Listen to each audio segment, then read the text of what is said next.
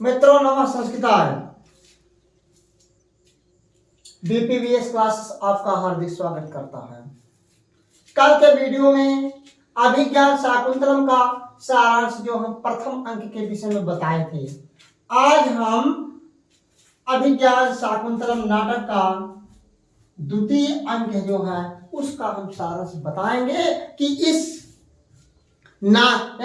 अंक में कौन कौन सी घटनाएं हुई थी।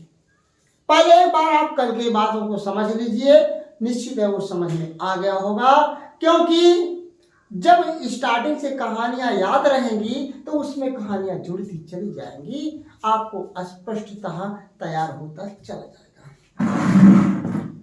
प्रथम अंक में क्या हुआ, नाटक के जब प्रारंभ होता है, नाटक के प्रारंभ होने के पहले क्या होता है, मंगलाचरण होता है। कल की कहानी पर थोड़ा ध्यान दीजिए। नाटक के प्रारंभ होने के पहले मंगलाचरण होता है, मंगलाचरण के बाद सूत्रधार नामक पात्र आता है, यानी सबसे पहले पात्र आता है सूत्रधार आता है। सूत्रधार आता है और ग्रीष्म ऋतु का वर्णन करता है। ग्रीष्म ऋतु का वर्णन करता है, राजा शिकार खेलने के लिए जंगल में जाता है और बैखानस, सबसे पहले बैखानस कर्ण के शिष्य मिलते हैं और उन्होंने देखा कि आश्रम के मृग क्यों आश्रम की तरफ लौटे आ रहे हैं। जब उसने देखा, कुछ समय बाद देखता है तो राजा रथ पर तैयार है, रथ पर सवार है, अपने साथी के साथ वो धनुष बाण ताने हुए वो आगे की ओर बढ़ा आ रहा है। जैसे ही मृग पर राजा बाण मारना चाहता है, वैसे ही बैखानस उसको रोक देता है, ये तो आश्रम का मृग है, इसको आप मत मारिए। राजा उनकी बातों को स्वीकार कर लेता है राजा उनकी बातों को स्वीकार कर लेता है तो बैखानस जो कर्ण का शिष्य है उनको आशीर्वाद देता है कि तुम्हारे चक्रवर्ती पुत्र। इसके बाद बैखानस जो है, बैखानस अतिथि सत्कार के लिए उसको कुटिया के पास में भेजता है, कुटिया में भेजता है कि जाओ आपका अतिथि सत्कार हो। जब जैसे राजा जाता है, कुटिया की तरफ बढ़ता है, वृक्ष की ओट में छिपा हुआ रहता है तो वहां पर 3 सखियां नजर आती हैं, जिसमें कौन कौन है, अनसुईया, प्रेमदा और शकुंतला। तीनों सखियां जल में यानी वृक्षों में जल डाल रही थी और तीनों आपस में बातचीत कर रही थी। जब बातचीत कर रही थी, राजा छिप करके देख रहा है और तब तक एक भौरा जो है शकुंतला को तंग करता है। देखता तो 3 को है, लेकिन वो प्रेम उसके मन में जो प्रेम अंकुरित होता है शकुंतला पर ही आसक्त होता है। जब भौरा शकुंतला को तंग करता है तो वो बचाने का प्रयास करती है, तब राजा जो छिपा रहता है आता है और भौरे को मार देता है। जब भौरे को वो मार दिया, अनसुईया प्रेमदा साथ में थी, यानी अब 4 लोग हो गए, अनसुईया, प्रेमदा, शकुंतला और राजा दुष्यंत। बातचीत से ये पता चलता है कि वो जो शकुंतला है ये महर्षि विश्वामित्र और मेनका की वास्तविक पुत्री है। कर्ण ऋषि ने जो है उसको तो पालन पोषण किए हैं। यानी प्रथम अंक के पहले ये भी घटना हुई थी, जब बैखानस इनको मिलता है तो कर्ण ऋषि उतने समय सोमतीर्थ गए थे। क्यों गए थे, उनको एक घटना पता था, क्योंकि वो एक बड़े तपस्वी थे। उनको एक पता था कि शकुंतला पर कोई आपत्ति आएगी और उसी को निवारण करने के लिए वो सोमतीर्थ गए थे। जब ये चारों लोग इकट्ठा होते हैं, बातचीत होना स्टार्ट हो जाती है तो उनको ये क्लियर हो जाता है कि हम तो क्षत्रिय हैं ही। राजा जो है, राजा दुष्यंत जो है एक पूर्ववंशी राजा है और ये भी एक क्षत्रिय कन्या है, तो उसके प्रति प्रेम और अंकुरित हो जाता है। इसके बाद दोनों सखियां जो हैं कुटिया की तरफ प्रस्थान कर देते हैं, मात्र 2 लोग बचते हैं। फिर इसके बाद फिर राजा भी अपने घर चला जाता है। जब राजा अपने घर चला जाता है तो यहाँ की प्रथम अंक की कहानी समाप्त हो जाती है। अब आप देखिए दूसरे अंक की घटना क्या होती है। दूसरे अंक में क्या होता है, अभिज्ञान शाकुंतलम नाटक का द्वितीय अंक में क्या होता है कि राजा जो होता है, राजा शकुंतला पर आसक्त है और उधर शकुंतला भी उस पर आसक्त है।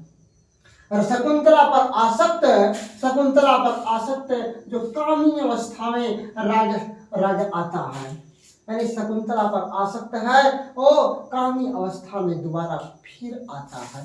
कहाँ आता है, वो अपने राजधानी से फिर जंगल में शिकार खेलने के लिए आता है।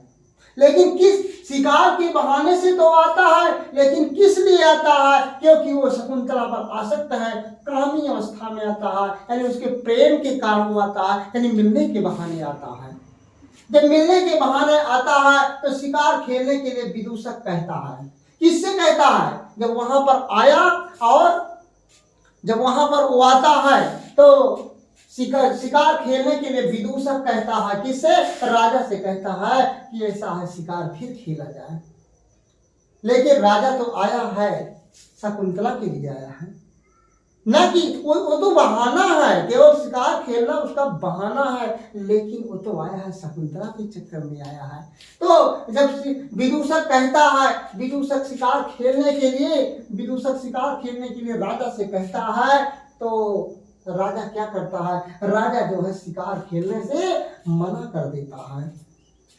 अब फिर प्रश्न पूछता है कि क्या राजा द्वितीय अंक में शिकार खेलने के लिए आता है, तो आप तुरंत कहेंगे भाई आता तो है, लेकिन शिकार खेलने के लिए नहीं आता था, बल्कि किस लिए आया है, वो तो शकुंतला पर आसक्त है, इसलिए उसी बहाने से आया है। न कि शिकार खेलना तो एक बहाना ही है, लेकिन उसका तो मेन उद्देश्य उनसे मिलना और बात करना है। जब विदूषक कहता है कि राजा से कि अब शिकार खेला जाए, क्योंकि जंगल में पहुंच चुके हैं, वहां से घर से निकल लिए हैं, जंगल में पहुंच गए हैं, शिकार खेलने के लिए कहते हैं, तो राजा कहता है कि नहीं नहीं नहीं, शिकार मैं नहीं खेलूंगा।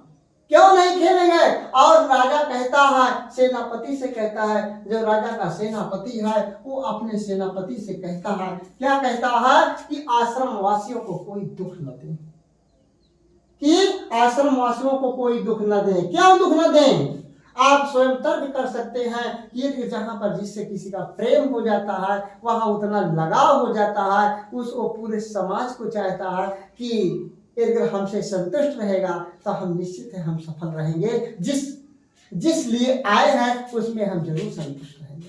तो इसलिए वो सेनापति से कह देता है कि शिकार तो मुझे खेलना तो नहीं है, विदूषक ने कहा मैं शिकार नहीं खेलना, लेकिन सेनापति से भी आदेश देता है कि ऐसा है कि आश्रम वासियों को किसी प्रकार को दुख नहीं देना है। दुख क्यों नहीं देना, देखिए राजा का विदूषक से कहना, राजा विदूषक से क्या कहता है, एक तरफ तो इनको रोक देता है कि उनको दुख नहीं देना है, किसको, यानी आश्रमवासियों में कौन कौन है भाई, वहां पर सारंगव है, सारद्वत है, गालव है, और इस आश्रम वासियों में ये नहीं, आदमियों को नहीं दिया जाता, जितने पशु पक्षी हैं किसी को दुख न दिया जाए, और राजा मना कर देता है। किससे मना करता है, राजा सेनापति से मना कर देता है।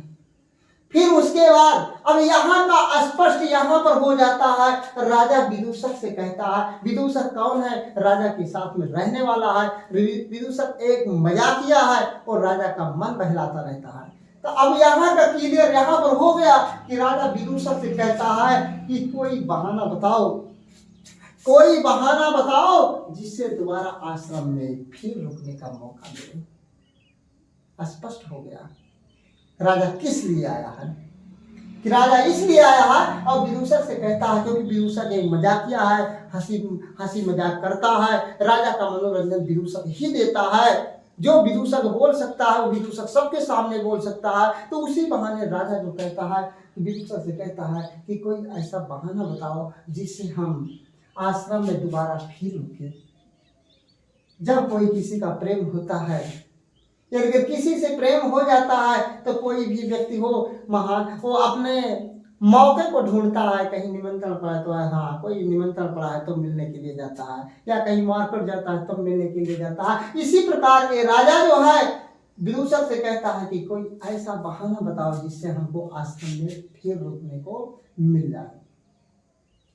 फिर ये बात जब पूछता है तो उसके बाद की घटना क्या होती है, तब तक जो ऋषि कुमार हैं, ऋषि कुमार कौन है, महर्षि कर्ण शिष्य हैं, महर्षि कर्ण के जो शिष्य हैं उसमें जो उनके यहाँ कई शिष्य रहते हैं, भाई यहाँ यज्ञ होता रहता है। जब यज्ञ होता रहता है तो वहां पर राक्षसों का उत्पाद भी बढ़ जाता है। चाहे जहां पर भी हो, ये अगर कहीं पहले जब यज्ञ होता था तो वहां राक्षस जो होते थे वो यज्ञ को भंग करने के लिए अवश्य पैदा हो जाते थे, अवश्य वहां पर जाते थे और उत्पाद करते थे। राजा एक तरफ ढूंढ भी रहा है, मौका ढूंढ रहा है कि विदुषी से कह रहा है कि दोबारा हमको मौका मिले तो फिर मैं आश्रम में जाऊं, लेकिन तब तक ये भाग्यवश राजा का भाग्य देख लीजिए, शकुंतला का भाग्य देख लीजिए, भाई वो उन पर आसक्त है, वो उन पर आसक्त है, दोनों एक दूसरे पर आसक्त हैं। तो तब तक ऋषि कुमार का नाम तो नहीं दिया गया है, क्योंकि एक ऋषि के यहाँ एक कुटिया में देखा जाए तो एक गुरु के कई शिष्य होते हैं। तो ऋषि कुमार आते हैं, क्या करने के लिए आते हैं, यज्ञ की रक्षा के लिए कहते हैं।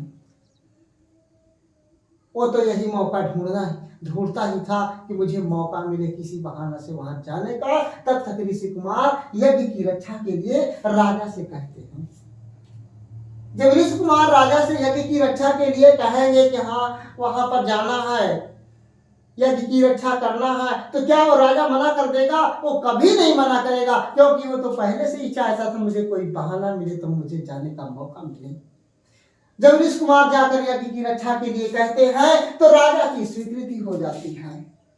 राजा उनको स्वीकार कर देता है, कहता है ठीक ठीक ठीक ठीक, हम जरूर आएंगे, कल के बजाय हम आज ही चलते हैं।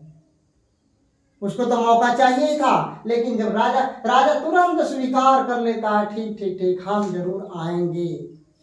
राजा एक चक्रवर्ती सम्राट है, धनुष बाण लिए है, सारथी भी है, सेना भी है, और विदूषक तो मजाकिया है ही। राजा स्वीकार कर देता है जाने के लिए। उन्होंने निश्चय कर लिया कि हम जरूर जाएंगे, लेकिन देखिए बीच में एक घटना और घटित हो जाती है। क्या होती है, जब राजा उधर एक तरफ वहां उनसे स्वीकार कर लेता है, उनसे आग्रह कर लेता है, वो निश्चय कर लेता है कि मैं यज्ञ की रक्षा के लिए मैं जरूर आऊंगा, लेकिन उसके बाद राजा की माता जो है एक दूत को भेजती है। राजा की माता जो है, राजा की जो माँ है, एक दूत को भेजती हैं क्या करने के लिए, राजधानी बुलाती हैं। क्योंकि राजा कहाँ का राजा था, राजा दुष्यंत हस्तिनापुर का राजा था। वो हस्तिनापुर से जंगल में शिकार खेलने के लिए गया था, और वास्तविक दूरी यदि कहा जाए तो कम से कम 50-60 किलोमीटर तो वो जरूर ही गया होगा। क्योंकि एक घटना में मैं कहानी में अगले जो अंग मिलेंगे बीच में, उसमें मैं बताऊंगा कि राजा जब सुबह निकलता है तो लगभग 11-12 बजे वहां पर प्रवेश करता है। तो इसका मतलब है कि लगभग 50-60 किलोमीटर दूर ही वो गया है। तो राजा की जो माता है एक दूत को भेजती हैं, किस लिए भेजती हैं कि राजा को बुलाने के लिए। एक तरफ राजा तो वहां पर उनको स्वीकृत दे दिया है कि मैं यज्ञ की रक्षा करूंगा, लेकिन एक तरफ उसकी माता दूत को भेजकर राजा को बुलाती है। अब बताओ, राजा को बुलाया जाता है, लेकिन राजा क्या यज्ञ की रक्षा करेगा कि अपनी माता की आज्ञा का पालन करेगा? अब यहीं पर समझ लीजिए कि प्रेम क्या चीज होता है। राजा, हम जानते हैं जहां पर प्रेम होता है वहां पर बहाने कई होते हैं। तो राजा की जब माता दूत को भेजती है, राजधानी के लिए बुलाती है, तो राजा क्या करता है, राजा वो नहीं जाता है।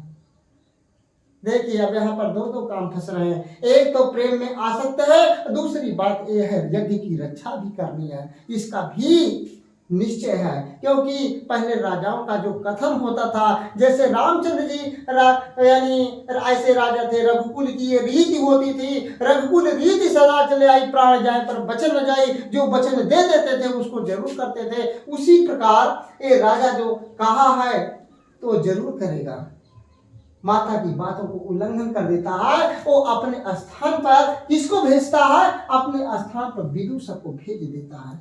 कहाँ भेजता है, राजधानी भेज देता है। राजधानी भेज देता है और राजा का विदूषक से कहना, यानी जब राजधानी भेजता है वो वहां यज्ञ की रक्षा करने के लिए जाता है, राजा विदूषक से कहता है कि ऐसा है कि जो शकुंतला का प्रेम है, जो मैं शकुंतला पर आसक्त हूँ, जो शकुंतला का विवाह होने वाला है, वो किसी अन्य व्यक्ति से मत बताना, क्योंकि हंसी मात्र है। राजा क्यों डर रहा है? क्योंकि राजा के वास्तविक 2 रानियां पहले से ही थी। बड़ी वाली रानी का नाम मैं पात्र परिचय में बता दिया हूं कि बड़ी वाली रानी का नाम हंसपदिका है और उसके बाद बसमती है। तीसरा प्रेम राजा जो है शकुंतला से किए हैं। तो इसलिए विदूषक मजाकिया है। विदूषक के बात का राजा को कोई विश्वास नहीं है, वो हंसी मात्र में कुछ भी कह सकता है। तो इसलिए जब राजा विदूषक को वहां भेजता है, राजधानी भेजता है, तो वहां पर उनको पहले से ही सतर्क कर देता है कि जो मैं शकुंतला से प्रेम किया हूं ना, ये वास्तविक प्रेम नहीं है, केवल ये तो हंसी मजाक का प्रेम है। ये बात हंसी मात्र है और किसी अन्य को मत बताइएगा, क्योंकि और इसका कारण यही हो सकता है कि राजा की 2 रानियां वास्तव रूप में पहले से थी। तो द्वितीय अंक की कहानी मित्रों आप लोगों को समझ में आ गई होंगी, और तीसरे अंक की कहानी अगले टाइम पर फिर बताएंगे। ऐसे ऐसे हम धीरे धीरे 7 अंक का सारांश और जितनी घटनाएं हुई हैं सारी घटनाओं को मैं बताते हुए 7 अंक कंप्लीट करने के बाद मैं चतुर्थ अंक में जहां पर सखियां दोनों फूल तोड़ती हैं वहां पर मैं फिर किताब पढ़ाते और सूक्तियों का व्याख्या करते हुए हम आगे बढ़ते चले जाएंगे। तब तक के लिए आज का वीडियो यहीं तक रहेगा। नमस्कार।